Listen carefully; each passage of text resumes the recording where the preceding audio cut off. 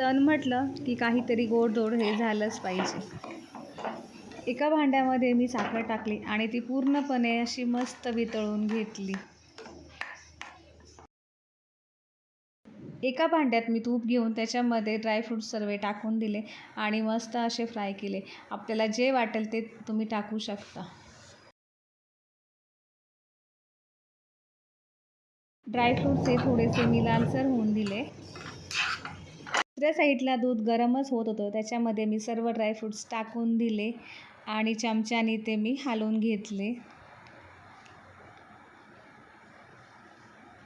आणि त्याच्यानंतर त्याच्यामध्ये मी साखर वितळली होती तीही टाकून दिली. त्याने कलर अगदी सुंदर येतो.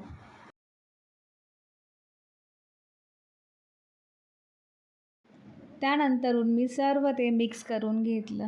त्याच्या गाठोळ्या होऊन जातात, पण आपण त्या गरम असतात तर त्यात चमचा हलवून ते पूर्णपणे सगळ्या मेल्ट होऊन जातात.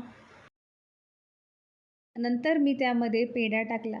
आपल्याला वाटलं तर आपण पेढाही टाकू शकतो किंवा खोवा टाकला, पण माझ्याकडे त्यावेळेस पेढे होते म्हणून मी पेढेच टाकले.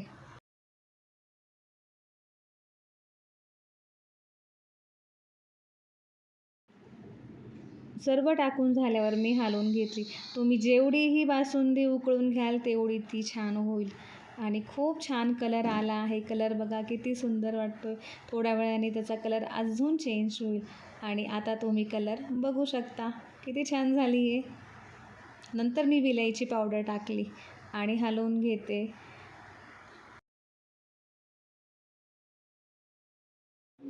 अशा प्रकारे माझी बासुंदी रेडी आहे. बघा किती छान दिसते.